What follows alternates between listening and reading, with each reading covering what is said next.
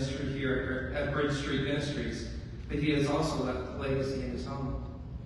I am the Northside Site Assistant for our Servant Program, and I'm also Joel's son.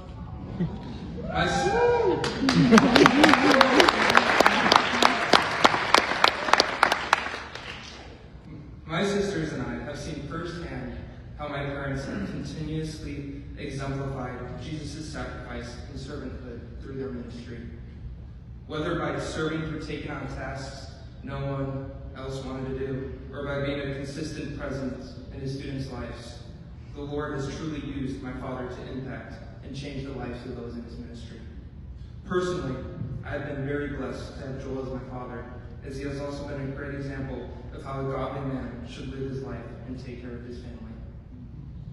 So, it's with great honor that I present to my father, Joel Schaefer, the Youth Advocate Award.